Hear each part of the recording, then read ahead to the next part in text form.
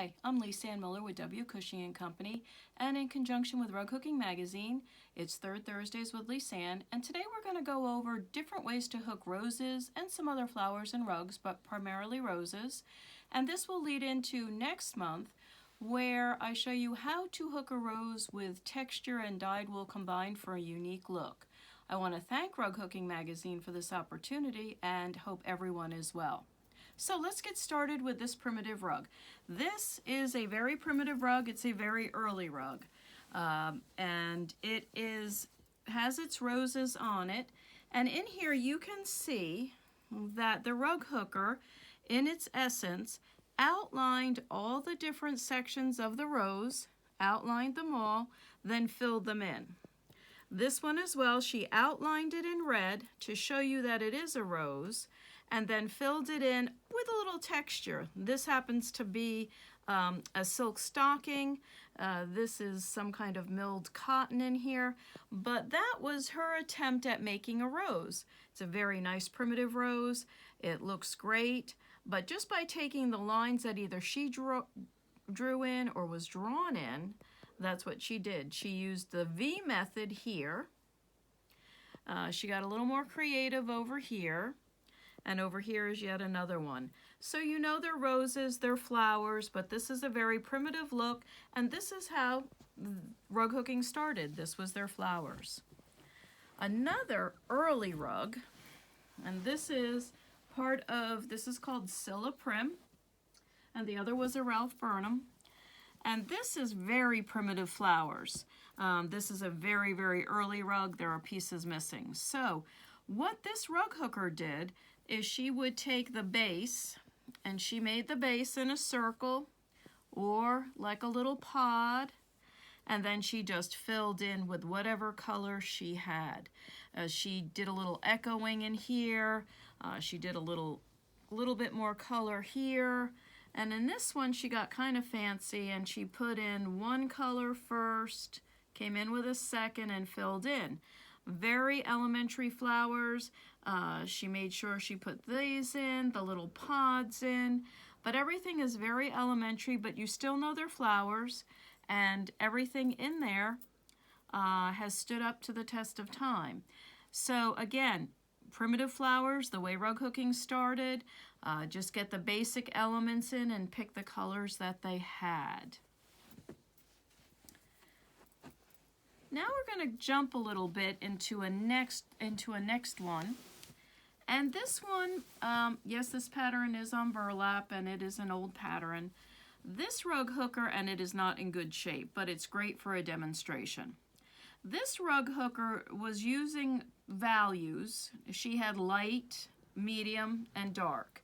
And then here's light, there's medium, there's dark. So she had the three colors to set up.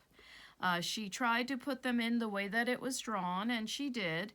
So she put her light in the center, she swirled around her darks, came out again with a medium, and then whatever was left filled in with a light. Again, it's a rose, a primitive rose, same thing here. She created the cup with the medium and then the dark. She filled in with the light and medium. This time she went out with all the light around to fill in. Now, here we have a morning glory or a cow lily. I'm not really sure which, but we'll call it maybe a cow lily the way it's slipped. And she only used three colors. She took gray, 2 tones of gray, yellow, but she used the gray to create the lip, the darker gray, a lighter gray, and then filled it in with white. The same thing here. In this case, she kind of outlined here, and then filled in with the white. It's a very elementary shading.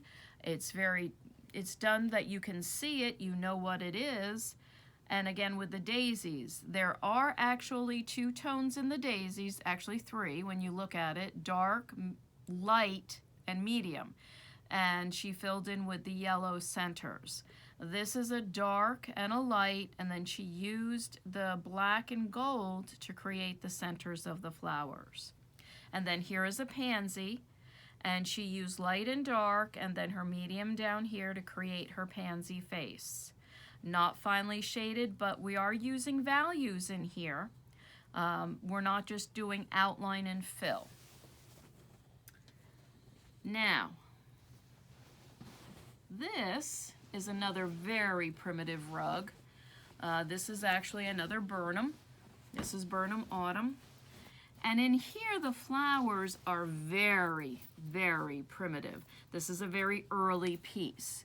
So this is Homespun, and it's just a bud. Here's your little stem on your rosebud.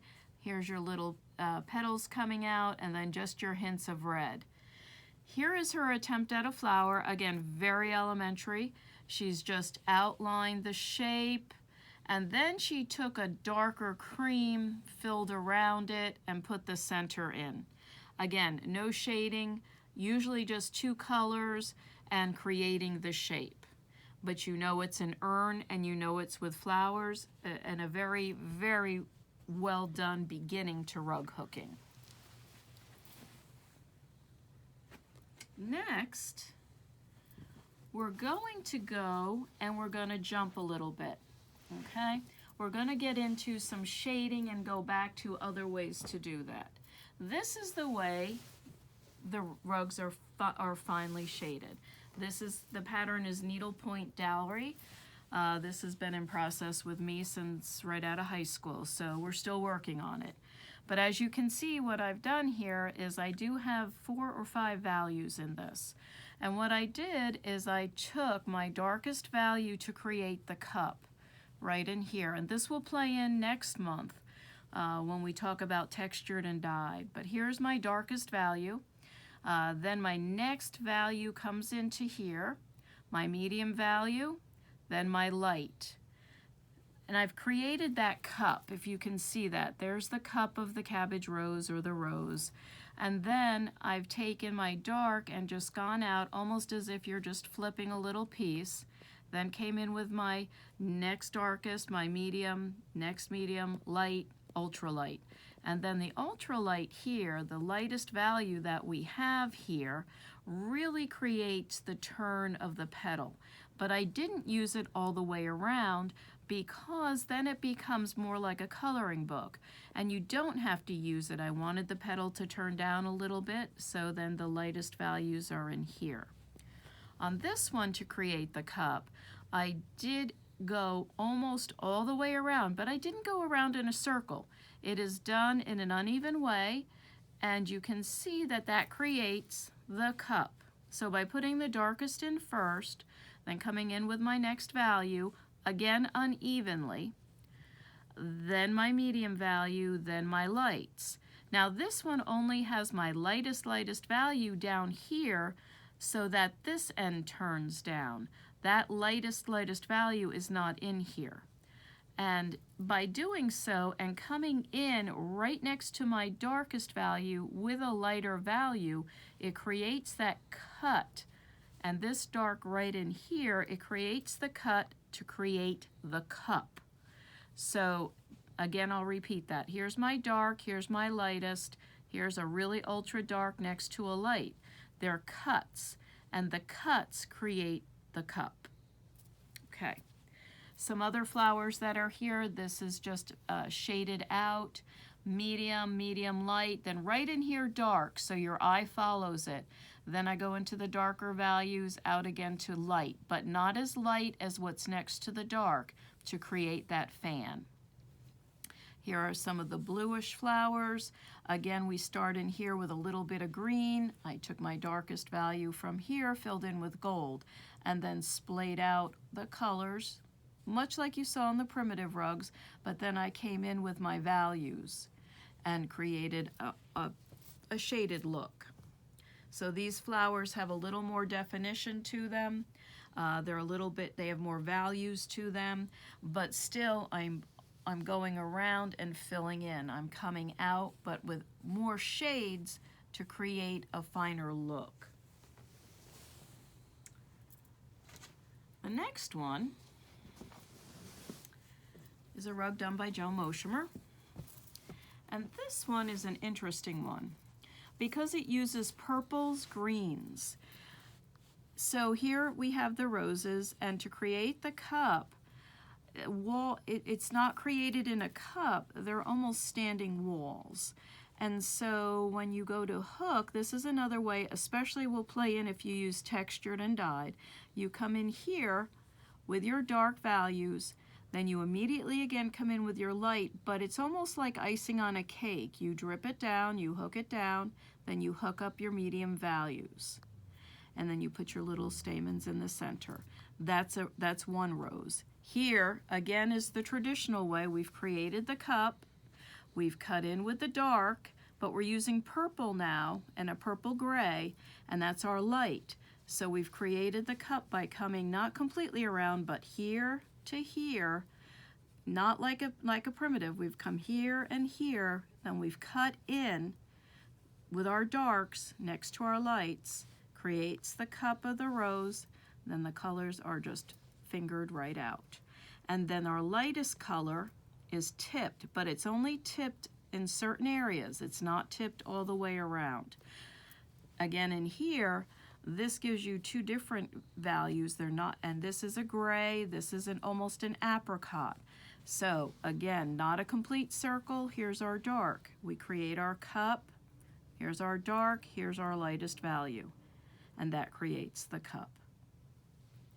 Here we have morning glories, but we'll look at these as we looked at the calla lily before. We have the cup in the darkest, then we have the dark tips, and then here's our light. And this is only really 3 values, and by 3 values you do get more definition than we did in the first one.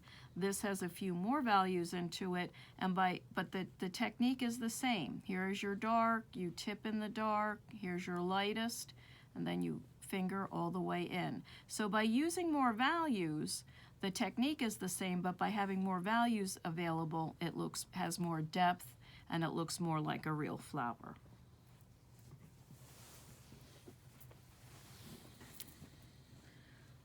We're going to jump over here for a minute. Now these are some nicely finely shaded pieces, the 2 tulips, the Pearl McGowan, and these are shaded, but they start with your greens, with your dark, and it's almost a brush stroke up. And again, you have multiple values which allow you to create more of a flower. In the more primitive rugs, in the more primitive time, you wouldn't have been able to create this because you didn't have enough variation in your colors. This is 18th century manuscript, and this, as you can see, these are roses in a different way. These are roses that have opened, they're looking down. We're starting with our darker values, then our medium and darks, then we introduce our lights and mediums. Again, it's very similar in the shapes we saw in the primitives, but it's just the way that we have more values and we finger in the colors to get more definition. In this case, the lightest value here gives you enough definition to know the rose is folding over, and that allows you, by putting the lights in these layers, to show that it is folding over. The lilies here, actually you just have a few shades. You have this coming down, it's tipped in the dark, and a few shades in here. If you took it like this, it's hooked in a very similar fashion to the primitive, but with more values to create more depth. We're going to flip back to the primitives for a second. And this is, again, a very old rug, not in the greatest of shape. It was lovingly used. But this is another way to create the flowers by outlining them against a busy background in black and filling them in with red. But when you ran out of black, you could always use green and putting a yellow center in. Very primitive way to hook a flower, very, the way that our art form started, but you still know it's a flower. Same thing here with the bud. We have the bud outlined in black, red, and then a green tip instead of the green and then the red tip. So the red is the flower, the green is the tip. But each of these flowers were fading out against the dark brown background, so black was used to outline and make them stand up. And that's a case when you're using textured and dyed, sometimes you do have to outline a little bit to make the rug stand up. And you can see the fade. Look at the bright to the dull. Another great example. Now this is a rug. We're going to flip it to its other side for a minute. And these roses here are not very well defined. They're more like circles or the image of the flowers, a few little separation of pieces, but didn't have a lot of variation in color. So used the browns and used what was available. And you know their flowers, separated them with the brown. In here, the rug hooker used purple. It didn't have any other reds, so used purple where there were lines, and this way tried to get some definition and outlined it very distinctly, put some purple in, and then of course the centers. And in here, tried to, you have your red and then a little bit of a highlight of the background coming in because it ran out of the brown, so then the background came in. And I'm going to flip this to its other side now so you can see the real colors and the hooking. So in here, it was outlined, but the rug hooker went back and forth. And then she had put these in purple and then just went and tried to fill in around. This one was more of an outline and fill in around the purples. And as you can see here, these were just done in separate shapes. And she did the same thing with the leaves, which was really interesting. She just used a few colors and did the same thing and kept it consistent throughout the rug. Now this rug, while the braiding is coming off, and there may be a hole or two, this rug is interesting. This rug here, okay, this rug has many different elements to it, and from what I can gather, a couple of different rug hookers on it. I think one rug hooker hooked one side and another rug hooker hooked the other, so we'll look at that. In this case, bright orange, red, and brown were used, but there was a little bit more color, not the fine shading that we just saw, but a little more color available. So they used brown, red, and orange. Outlined, filled in some of the lines that were probably printed on the pattern, then used the red to finish it. The same thing over here, had some different colors to use, worked this way, filled in what was left. This rose here, you have purple, brown, and red, and then here you have 3 values, so you're getting a little more depth. But as you can see, it's the outline, as even with the finely shaded, it's the dark outline that creates the cup. On the other side, which is completely different than this side, almost completely different, but a great example, you see we have the lighter colors. So here, the rug hooker again outlined to find the cup, and then filled, didn't have values but filled with the colors that were here, and then had more colors than the earlier rugs and filled them out in an outline shape. Over here, this one's done. It's done a little bit, hooked very differently, although in the same colors than this one. This, at least, you can see the brown, you can see the red, and they followed what was most likely printed here and then filled it in. On the same thing on this side, did the brown and filled in with the shades that they had. Now, on this one, there's a morning glory here, and they created the cup, and they had a couple of shades, so they used the purple outline to tell you what the flower was, and then they filled in with what they had. So you know what it is, and then over here they used purples, and they had shades that matched, and then just filled in here to make the cup. So a little bit more shading, not like our fine shaded ones, but the technique is still the same. Okay. All right, so here we go back to this.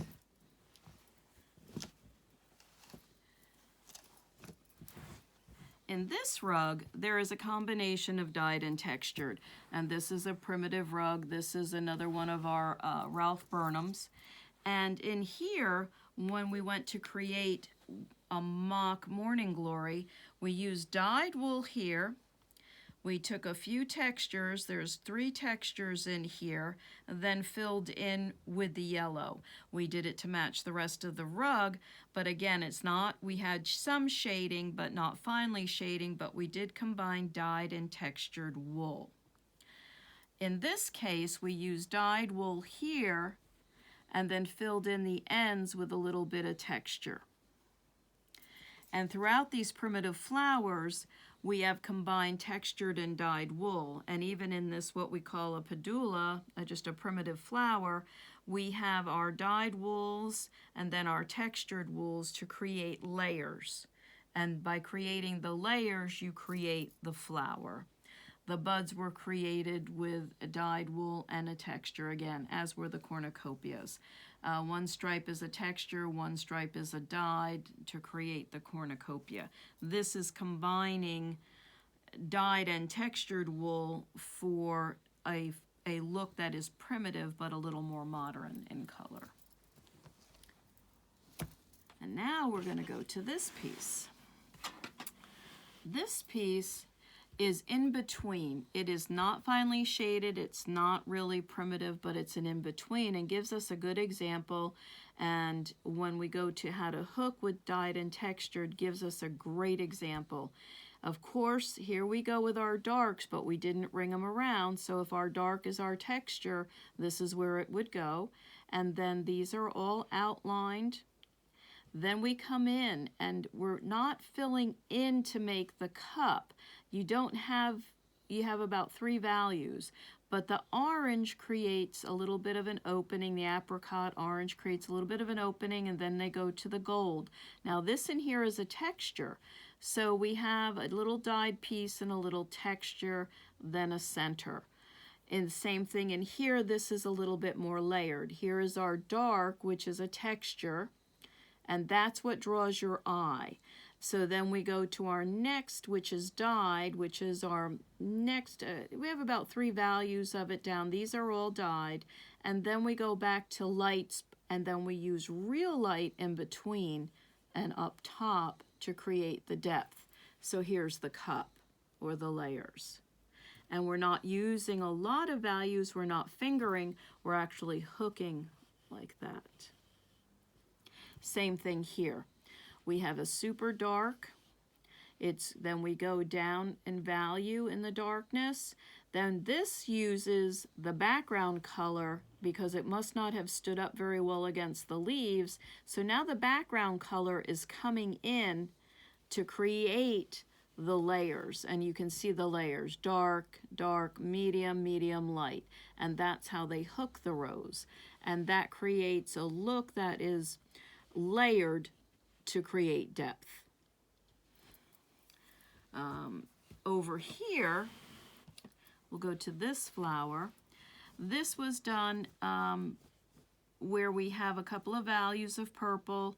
We just rung it, just like the one that was done this way, and then filled in. Again, here we're using the dark, then 1, 2, and then 3. So, and then here we're only using 3 or 4 values, as you can tell. And in this case, they went light, medium, dark, and then they went back to the light again and hooked it in this type of a way. And here is another one. So they had a couple of more values, they get a little more definition. So this is a way to hook it, but a good example of how to hook it using dyed and textured wool. And our last example for today is this. Now this combines multiple dyed wools and then a texture to create the line. In this piece here, this is actually a texture. It is not dyed. This deepest piece is a texture. It's a very tight check. And then a swatch was used, a swatch of graduation of color, and it was done from dark to the lightest. So the texture created the definition, and then the swatch created the depth. Again, in here, this is the swatch. And then a little bit of light, but this real dark that's down into here is a texture that is hooked. This flower shows it even better. This is, again, the darkest texture. This is actually a spot dye over a texture, so that there wasn't a lot of shading. The way that it was spot dyed and also a texture created these beautiful petals. Now this is some values out here from the other places, but this is actually a texture that was spot dyed over to create a beautiful flower. And as you can see in here, this is that dark, dark check, and then they're swatched out. So next month I will have some dyed, some textured, and some over dyed on textured, and how you put them together to create a rose. So I hope everybody has a great month. Hope everybody is well, and we'll see everybody next month. Thank you. Have a great day.